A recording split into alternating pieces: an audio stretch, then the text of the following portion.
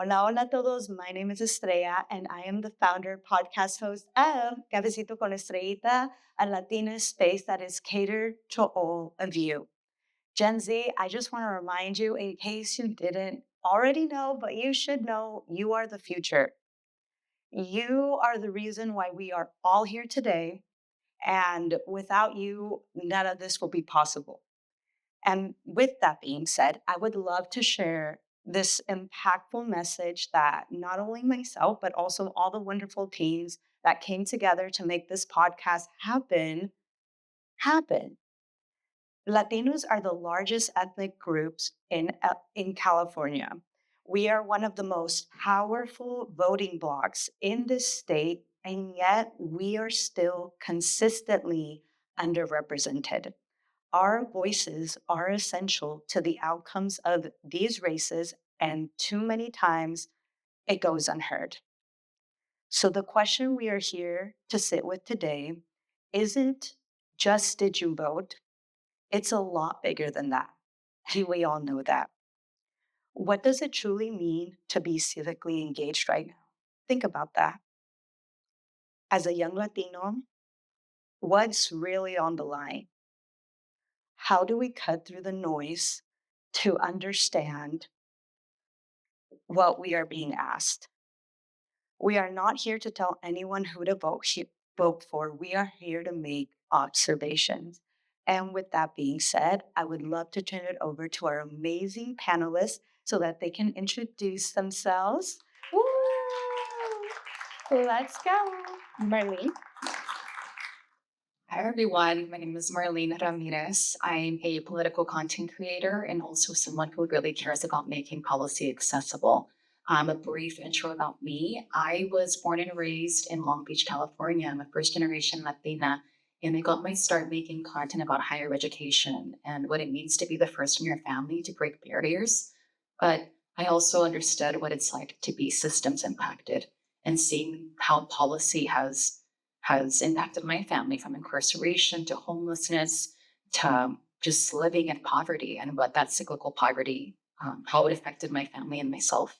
I'm very happy to be here and just happy to share any of my own learnings about being a political content creator and how we can make it more accessible. So hi everyone, my name is Jose Quintero. I am a radio host at Cali 93.9, which is also sister station to Power 106, KDA, and KLOS. So if you ever listen to any of our four stations, that's where I work, so you can hear me every day from 5 to 10 a.m. I am also a published author. I love talking about money. I'm a finance content creator. That's what I do, as a passion, because I want to bridge that gap between Latinos and money, just because it's a taboo that we really don't talk about. And that's something that I learned, when I was later on in life. And I would love for you guys to get started at a younger age and obviously get involved.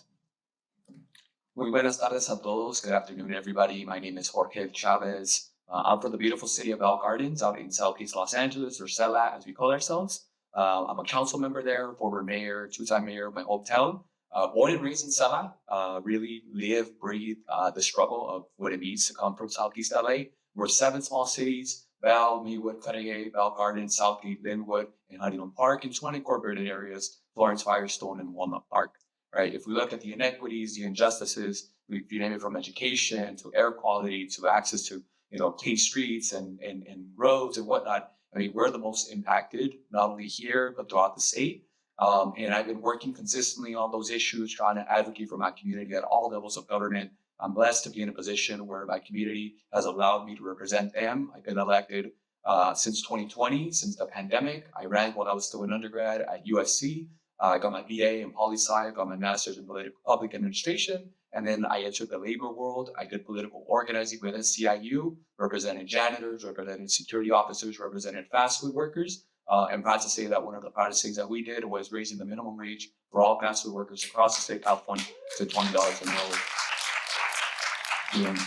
that's a little bit of that. Hi, muy buenas tardes a todos. My name is Selena Mendez. I'm a first generation Latina, and I'm a current third year at UC Berkeley studying political science and cognitive science.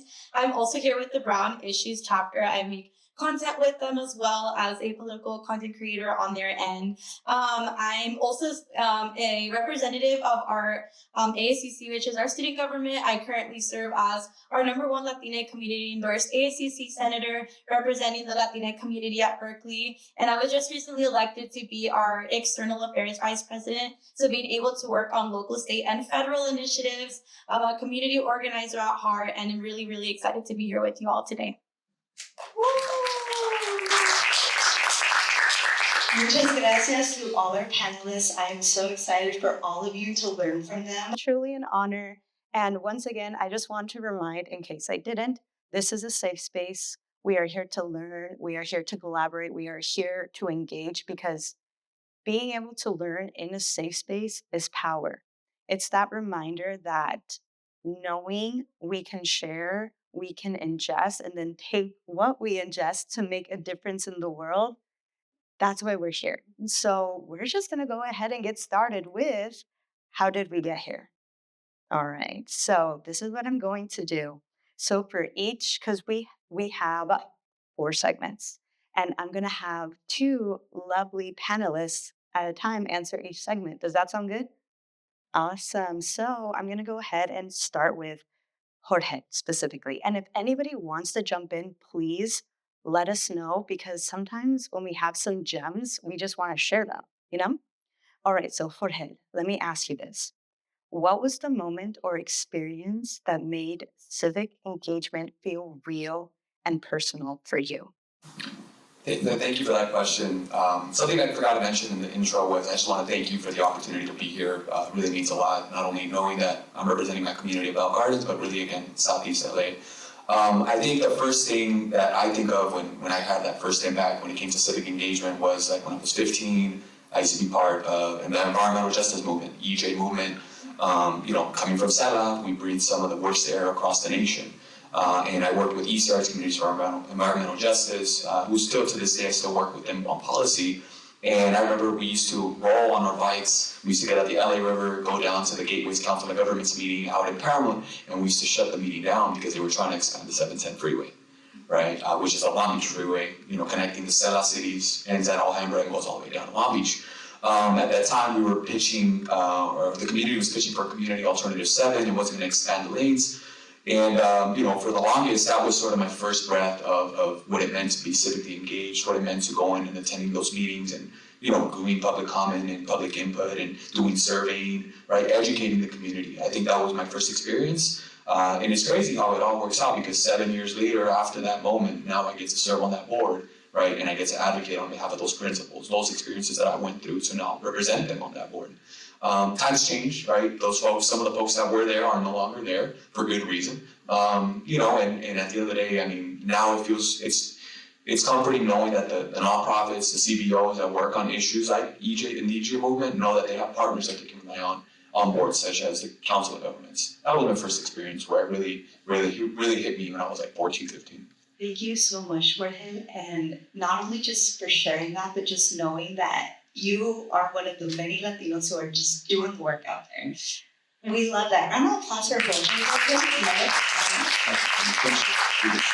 Thank you. And now, Marlene. I would love to ask, you built a platform specifically to bring civic education to Gen Z Latinos, and you do so on social media and Substack. Do you want to talk a little bit about that? Like, what got you started with it? So my background was going to school at UCLA. I was a first-gen Latina there, and then I later went to the London School of Economics, where I was studying international social policy. And for me, it was the first time I found to go to those kinds of schools and really navigating systems where, for a lot of students in those spaces, it's very abstract, but for me, it was a lived experience.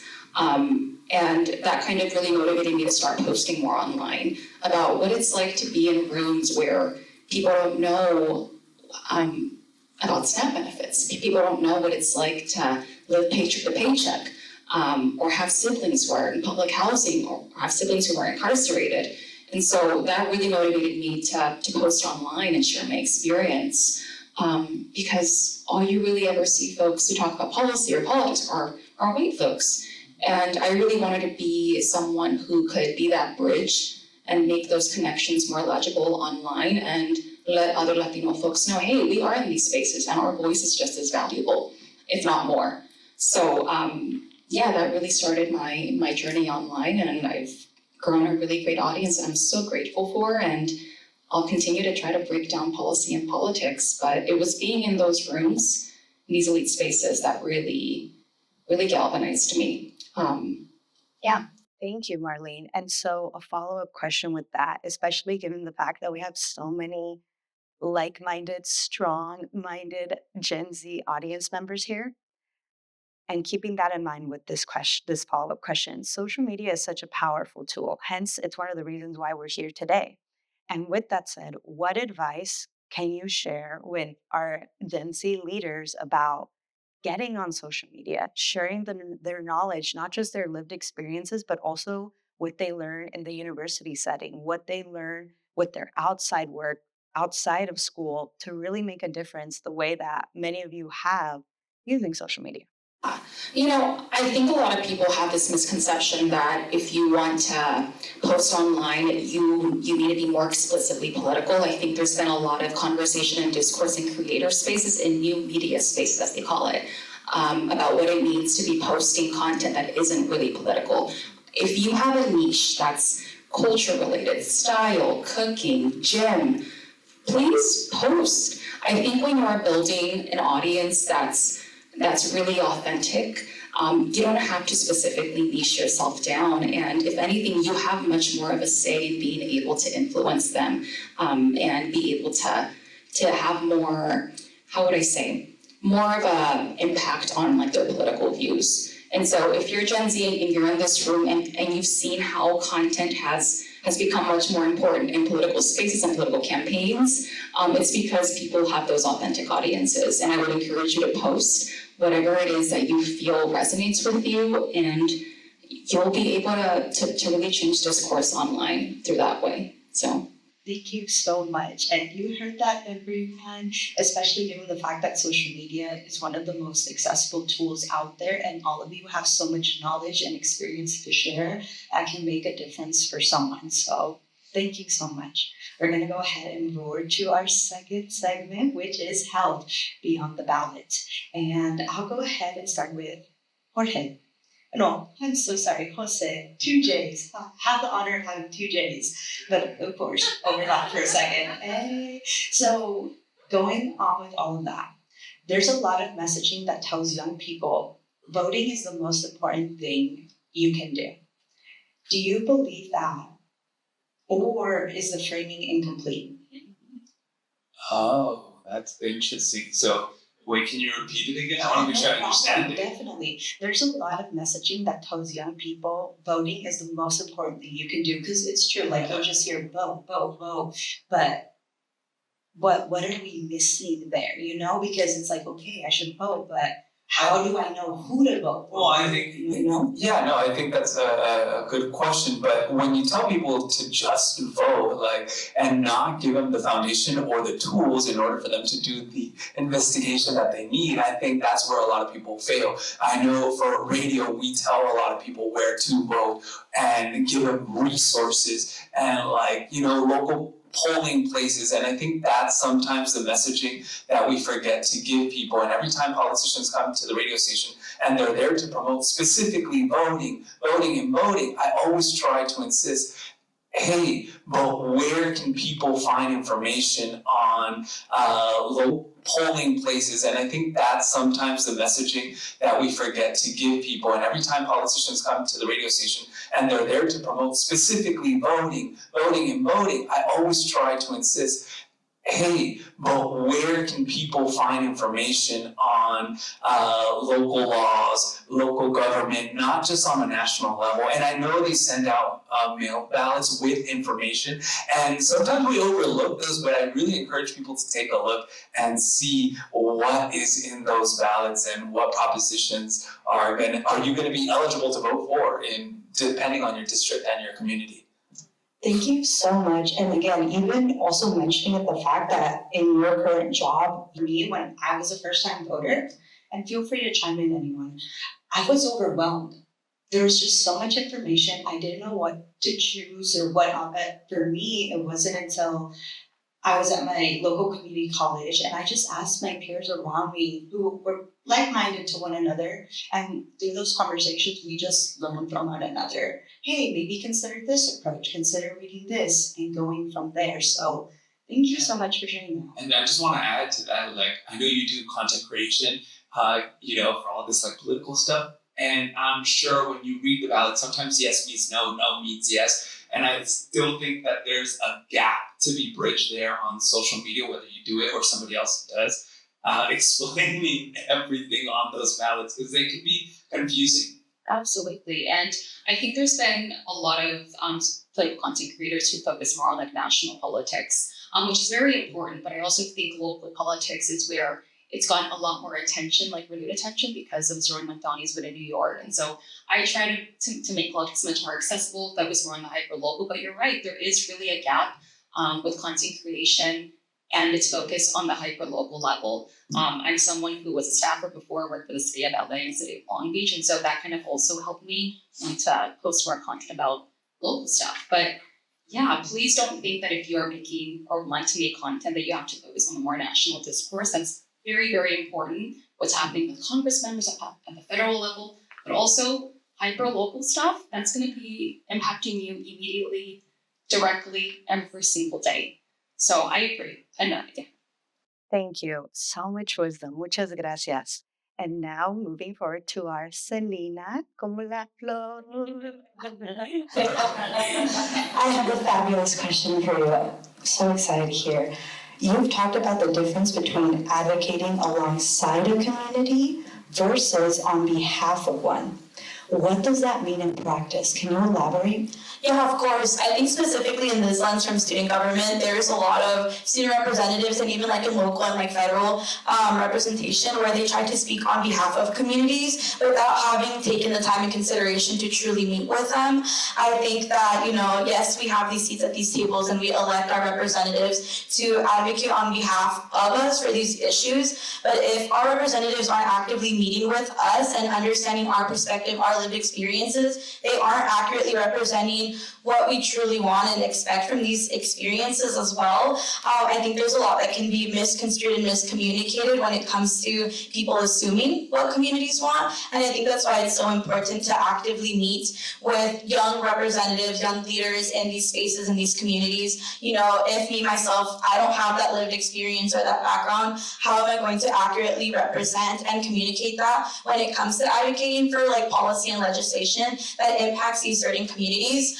In my experience as like a student, like a representative, I've definitely tried to the Latina community encompasses so much. We have a huge diaspora and oftentimes we don't showcase that. We have our Central American, our South American, our Caribbean communities, and that also we have a lot of intersectionality with other communities as well. And me, in my perspective and my lived experiences, I'm not going to accurately represent everybody. So it's bringing those students, bringing those voices along with me in these meetings, in these spaces. And that's why having representatives and elected officials from our backgrounds is so important, because you feel represented and are able to have more opportunities to sit at these tables. And I think that's why it's so important to take your community alongside with you. It's not only having these achievements and sitting in these spaces, it's what are you going to actively do to give back and make sure that other leaders are having that path paved for them as well.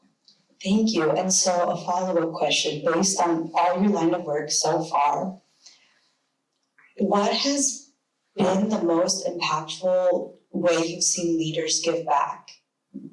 Yeah, I think, so straight out of high school, I worked with our Boys and Girls Club. I did a youth leadership competition, and through that I was able to be connected to our Orange County supervisor, Vicente Sarmiento.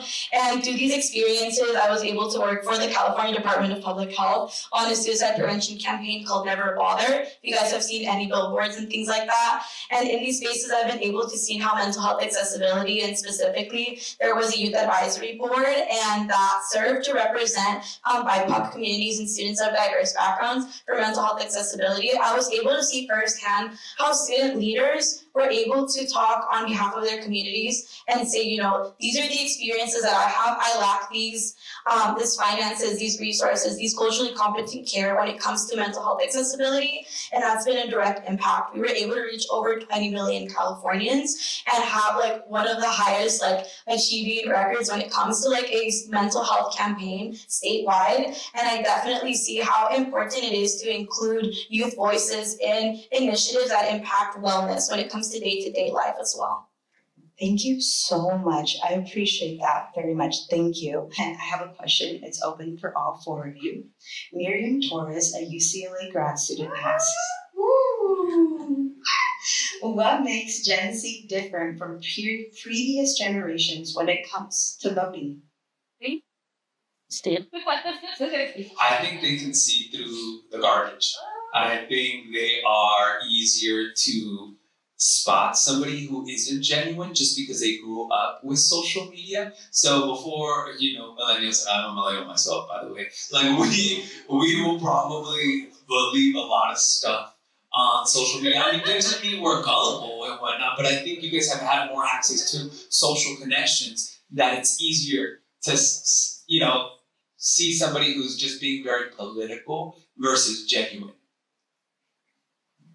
Thank you. I appreciate that. I mean, I 100% agree. I think we typically refer to more youth, I think 18 to 29 voters as low propensity voters. They have a lower ability to go and vote. And so, I 100% do agree that there's kind of this lack of authenticity that politicians think that they can still get away with. And Gen Z voters, they're digital natives. We grew up on the internet, and we can see again right through that, through the likes. Thank you. I love this conversation. Don't we all? Yes. It's needed. No, it's definitely needed. And with that, Jorge, I have a question for you. See, I remember. I'll say one minute. It's the J's, I'm telling you. All right. Bell Gardens is a majority Latino, majority working class. Do the values and concerns you hear from your people line up with how they tend to vote, or is there a disconnect there that keeps you up at night? That's a really great question. I think it's a mix. It depends on the issue. I think that, acknowledging that, there are educational inequities that our community consistently faces.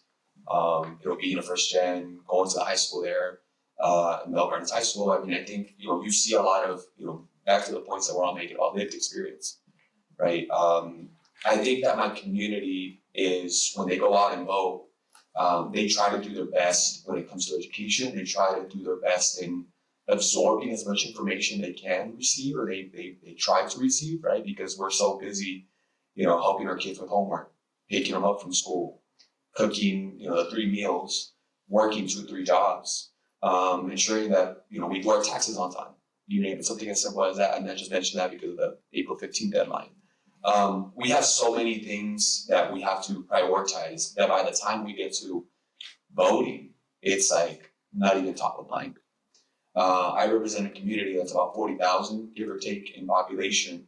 And we have about maybe 20,000, half of that being registered to vote. And the top vote getter in the past 2 elections, when I ran, has been you win with about 5,000, 6,000 votes, right? I wish that was a much higher number, but that number tells me that either we're not doing enough outreach, or folks are just too, there's other priorities than before they get to be able to go and do this at the ballot box or sending in that ballot. I think right now, in these times that we're living, I think it's causing fear, and it's not allowing folks to really express how they feel of the current situation. And I don't think we have to go so far. We talk about the census and how important the census is every 10 years. And during 2020, when we were knocking door to door, counting individuals, counting people, we had this administration trying to put a question about status, right? Which then caused a lot of people not to be counted, which then caused our communities that already are underfunded to receive even less further funding, right? And we like to think that the census is far away. It's only 3.5, 4 years, give or take away. It's 2026. And we're halfway through this year, and we have to start preparing and start having those conversations for the 2030 census that's coming up. And I don't think we're doing enough to really begin that conversation, especially just right now with everything that's going on. People are afraid, people are scared.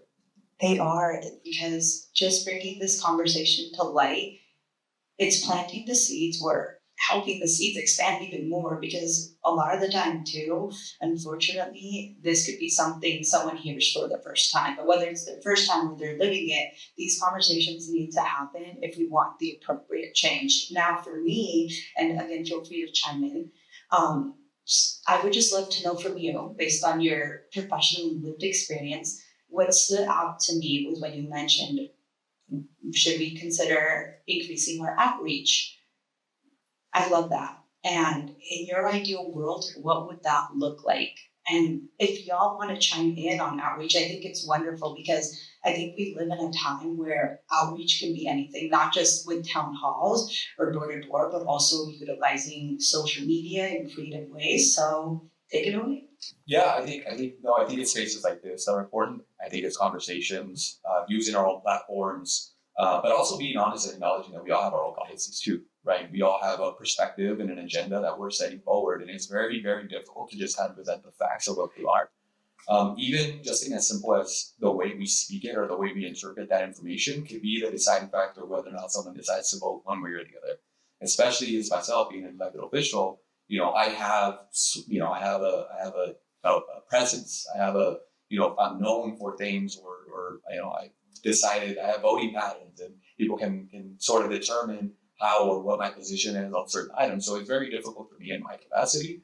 But I think that there's enough room for folks to really just kind of be able to present the facts. I think that right now in this political climate we're living in, where people send over mailers, or they send over, these, or they run ads on social media. And don't get me wrong, social media is a great, great tool, but it's also a very deceiving tool.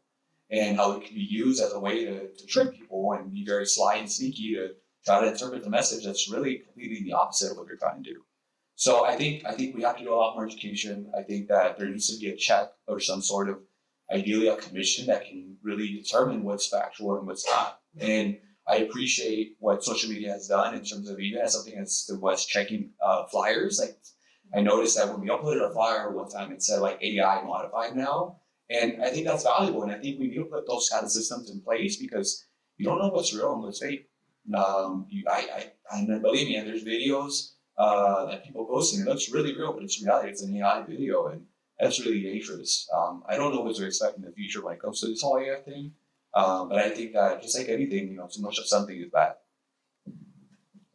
Well, I was just gonna say, like, I got my master's in marketing, so the best way they taught us in school is like word of mouth is the best marketing that you will ever do.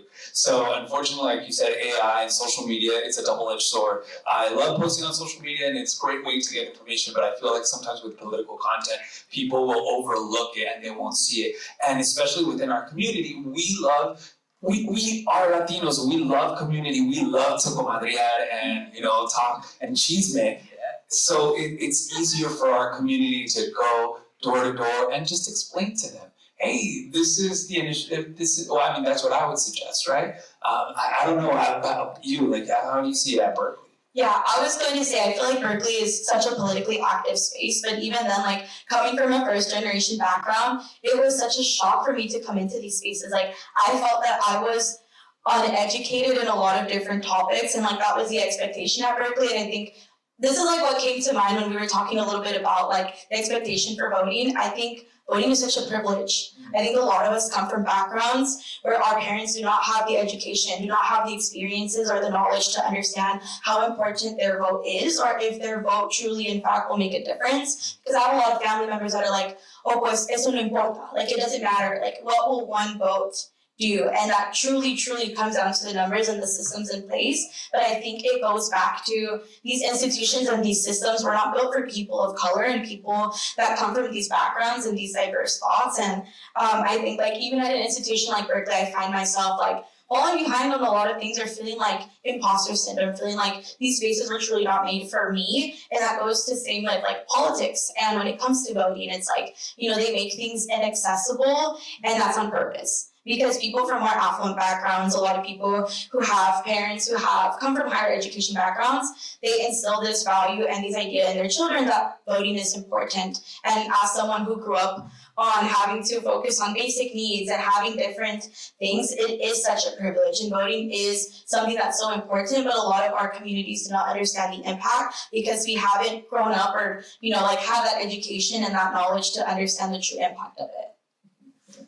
Thank you so much. Fabulous. Thank you. I'm getting flat. I will share this with all of you. So for myself, full transparency, for years, well, when I could finally vote, I really tried pushing my immigrant mom to vote.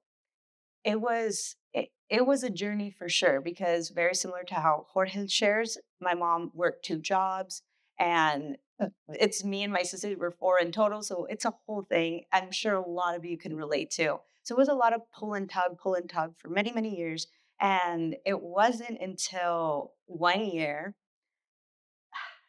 especially with everything just going on with our communities, with, I'm trying to use the right terms, let's just say that, but just everything that's going on right now with raids and whatnot, it was the first time in a long time I saw her felt very, very empowered.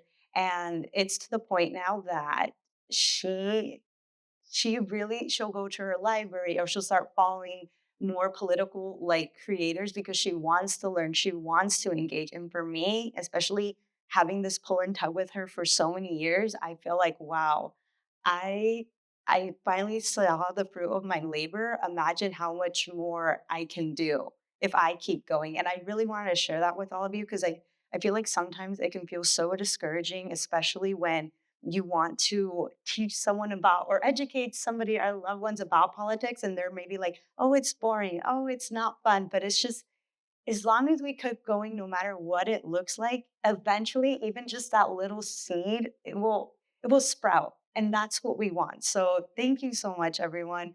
And thank you for allowing me, my beautiful audience, and those who are listening to this recording, to just share the story, because I know it's very relatable. And as long as we keep going, we will continue to persevere. So, moving forward to our third segment, our economic reality. Yeah. I love this audience. They're so engaged. Muchas gracias. All right. So, economic stakes like jobs, housing, economy, wealth gap, etc. There's so much going on. And with the 2026 election cycle coming up, what does that mean for young Latinos here in California? And Marlene, I would just love to start that off with you. Like, with everything going on, what do you believe Gen Z Latinos should have in mind as they're getting ready for the 2026 ballot? Yeah. I think there's been a lot of conversation about what Democrats can do to reach Latinos, what it means to reach certain populations that may have voted for Trump back in 2024. And, there's been a big buzzword called affordability that's been really popular since last year, since again, Zoran Mamdani's win in New York. And I think we really have to, at least for Latinos here in California, I think we really underestimate the intelligence of our voters. And our voters, I think they can really, we should be really mindful of the fact that voters need a sense of stability, Latino voters.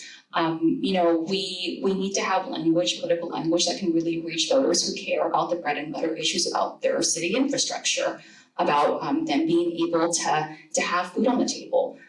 These kinds of kitchen table issues should be front of mind for all voters. And I think the Democratic Party, they're slowly catching wind of this, and they're seeing people, respond more to affordability issues, right?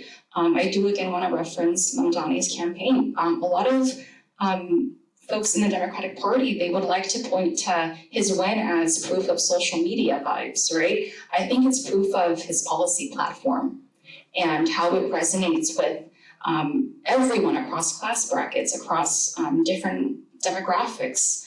And, for me here in California, as a first-gen Latina, someone who grew up using SNAP benefits, who's first-gen, and his message resonated with me.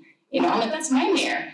And so I think for Latinos in this upcoming election, we really shouldn't underestimate their ability to see through the smoke and mirrors. They want affordability to be like the biggest issue that Democrats focus on. Like, stop with the culture wars. Like, we have to focus on these things, because I just paid again like $6 for gas last week.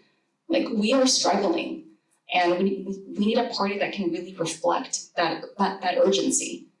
So yeah, thank you. Thank you. And so I really want to transition to Selena, because you're one of our fabulous Gen Z voters coming up. Would you like to follow anything up with what Marlene shared? I would just love to hear from you. Yeah, something that definitely came up, like as a student as well, and when you talked about affordability, is prices for tuition. Like consistently, like our representatives are the ones voting on when tuition is going to increase. And these are things that students don't know. Like the lieutenant governor position that's up for election in this upcoming cycle is the only moving part that sits on the council for the Cal States, the community colleges, and the UCs as well. And the one who leads the UC regents as well in that committee is our governor, which are all up for election. And it really does matter who we elect in these positions, who's going to put our first gen students and put those perspectives in mind, our out of state students as well. Having California be a big space for education and higher education as well. We have a lot of students coming in to just live in California and having to pay 2, 3, 4 times more for tuition just because of that. It's so important when it comes to those things, like I also use SNAP and I have to rely on these things, but also on top of that, scholarships. And these are things that are being attacked by the federal administration and our government. Like identity-based scholarships are all being attacked, like having to censor DEI and having to have all of these things that are being targeted by the federal administration. It's so important who we elect into these spaces and making sure that affordability comes with also the accessibility to education, because education is power. I would not be able to go to school if it wasn't for my scholarships, if it wasn't for financial aid. And if these things are being targeted, then, that also goes into play, like our communities. A lot of Latinos are entering these spaces of higher education when before it was stigmatized and, we didn't have the means to enter these spaces. And I think it's important to protect that. And the way to do that is through voting and is through these elections. Thank you. Follow up. As a first Gen Z Latino student, how do you keep going? Honestly, a lot of it is my family. I know, like, my mom, my dad came here to this country to find those opportunities for their children. And for me, I always put that into perspective. Like, my mom and my dad didn't have these opportunities, and they are some of the most hardworking and already just intelligent people, and they didn't have those resources. And for me, I feel like every day that I have, I'm going to take every single opportunity because that's what they came here for. And I know that's a lot, that honestly resonates with a lot of people. Like we come from generations and our ancestors that have fought. They have fought to be in these spaces, whether that's through direct lineage or just people in these, like even people here in this panel, like we have all had to have our own journeys to get to the spaces that we're in. And that's why representation is so important. Seeing someone on like the news or like an elected position, seeing yourself represented in that shows that, oh, I can do that and I can keep moving forward, and the work that I'm doing is so important. And even just as a student myself, like there's days where like I want to study for these exams and I'm like, like what's the point of me, being in an institution like this if there's 40,000 people and I'm going to be just a number in that statistic again. And it's like, like we come from these backgrounds and education is so important in order to achieve these things. And it's a collective movement. It's, a lot of people thinking and having the same mindset to achieve a collective thing for our communities. And that's kind of the mindset that I have, but it would not have been possible if it wasn't for my parents, if it wasn't for my grandparents. And it's that mindset of resiliency that I think has been instilled in me in my upbringings because I've had to fight to be in these spaces. Thank you so much. I was tearing up as soon as you said your parents. If anyone else relates, I feel you. So I'm like, wait, we're doing a live recording. Hold it till after, girls. Thank you. Thank you so much. And now moving forward, I'm going back to Jose. Yeah, we'll do that. Yes. I'm just like, wait, we talk. We'll talk again, so it's fine. All right. So a lot of your work circles back to financial literacy. Woo, as a form of community empowerment. You wrote a book about it. What What inspired you to write that book, and why you were writing that book? And after, what have you seen?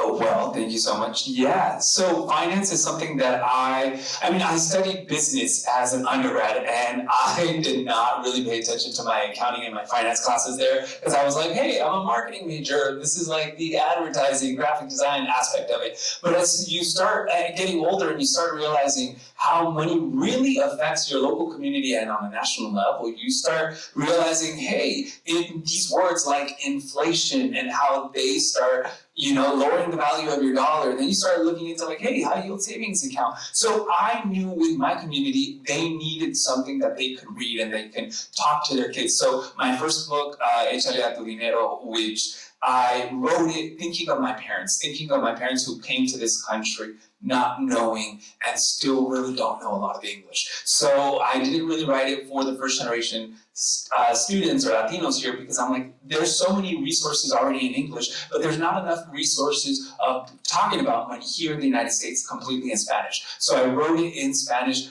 hoping parents will buy the book or get the book, get a copy, or start learning about finances and having these conversations with their kids. And that's what I've been seeing with a lot of my audience. Hey, they're asking me questions so they can go back and educate their kids, or maybe start planning for their kids' universities with a 529 plan, and start having financial aid conversations, and start looking how if they are street vendors, how they can start writing things off and questions to ask to their tax preparer. So yeah, that's the reason I thought of my parents, and I said, what resources I think that they would need? So I wrote them out in a book, and yeah, and now I just finished my second book, and it'll be a children's book, and having that conversation between kids and parents, and that one will be in English. Muchísimas gracias. Thank you for all the gems, everyone. And with that, we are transitioning to our final segment, which I won't mention out loud, but I want Jorge to lead us off after I ask this question. So, what do we want young Latino voters to actually pay attention to when they're planning how they're going to show up for this election season? A message to the young folks: read as much as you can, right? Turn that little paper around, read that commercial, and see what it's paid for. Then Google that thing that just says who paid for it. I think that's key. Follow the money. That's what's gonna tell you.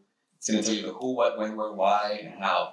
And you're gonna start drawing these lines and connections, and you gotta follow the money. I think that's probably the macro, analysis that I could give, and it could be very confusing at times. But for the young folks, definitely read as much as you can. Try to, there's voter guides out there that also are helpful, and follow folks that you believe and you trust. I think one thing that I wanted to mention earlier about our community, and I think a couple of us touched on, was our families, our parents that maybe feel like a little bit of cynicism to the voting, or feel a little bit of apathy, like, well, my vote doesn't count, or maybe they come from nations where it was corrupt and people just said like the vote doesn't matter. They look to us for answers, right? They look to us for guidance. They look to us for just the same way they come to us and a mail piece arrives and they say, "Leme eso, ¿qué es eso?" Right? It's no different. Think of it. This is a ballot. This is very important, and we're gonna guide them in this direction. My mother became a citizen in 2019, right before I ran. And she said, I'm gonna, after 10 years of being a resident, she said, I'm gonna become a citizen so I can vote for you for what you run.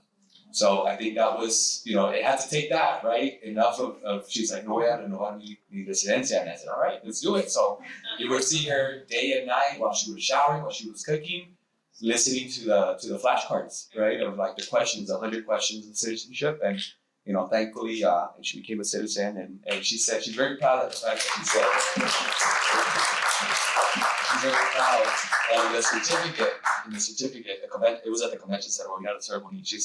She pointed at the camera and it was Donald Trump. She was like, "Ese me lo firmó." So anyways, so yeah, she looks. My father was born here, but they both look at me for answers and guidance on issues, and Obviously, I told them when I was in the bathroom, vote for me, don't vote for the other person. Definitely read, look at voter guides, and make sure that, we do as much research as we can. Thank you. And did you want to share something? Something really quiet. Go for it. Echoing everything Todd had said, but I do want to just emphasize that this is midterms, the midterm elections, right? We have our June 2nd primary here in California, but also for November, we are quite literally in the midst of a fascist takeover of our country. The urgency, we saw what happened last year with ICE raids here, and those ICE raids are still happening, by the way, Southeast LA here in LA. The urgency, I can't begin to even, you guys all feel it, right? It's really intense. And so that urgency, take that with you, be discerning, as what I said, media literacy, know who you're getting your information from. Vet your sources. For anyone who's in college, we learned to vet our sources. And also secondly, get involved. I was part of the LA Rapid Response Network in the Cella region last year. I'm still on those signal chats.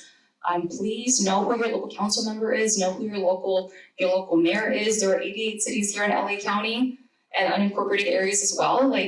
Be more involved. I think that's what I would encourage anyone to say. Go to your neighborhood council meetings, your community police advisory boards. Local elections matter a lot, and we should have a renewed focus on local politics.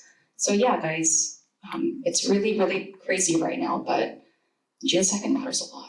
Yeah, it does. Thank you. It's 34 days left. 34, 35 days left. Time is ticking. Time is ticking. If you're interested in getting involved in campaigns, you guys, mobilize.us, I think that's the website. There's a bunch of different canvassing events. You can canvass, you can phone bank, you name it. You can host a digital phone bank. That's another thing that's unique now. And there's countless offices that are up, to Marlene's point, that are up this year. And in 34 days, that's gonna be a make or break for a lot of issues. So definitely, please vote. And really quickly, Jorge, I have to ask, how should we also, as leaders and voters, take care of our mental health? I think it comes in many forms for different folks, right? For me, I like to go to the gym. I like to, that's my safe space, my therapy space. There's just something about getting on the Stairmaster, doing 30 minutes that I just enjoy. And up and early, before anybody calls me at 5, 6 in the morning. Once 7 o'clock hits, the phone stops ringing. And as I think I mentioned earlier, they say it's a 5-minute call. Freaking 5-minute call becomes a 30-minute call. But yes, that's what I would say. I'm trying to do more reading. I purchased Governor Newsom's book, Young Man and Harry. I read the first chapter. It was good. So far, so good. I like the governor. I hope he becomes our president. I'm cheering for him to do that. And but it's a really, really great book, and I recommend it to anyone. So. Muchas gracias. Oh my gosh, this conversation can go so much longer because we have gems. We have so much knowledge from amazing Latino leaders. So thank you. Round of applause for our panelists, please.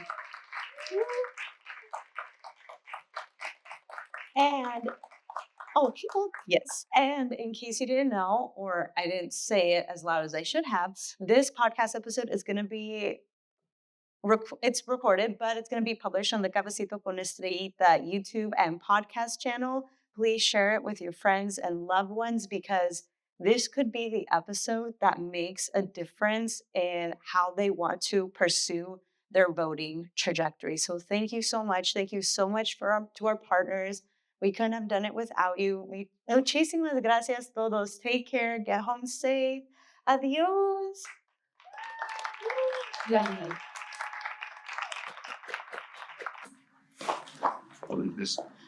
How did you like that conversation?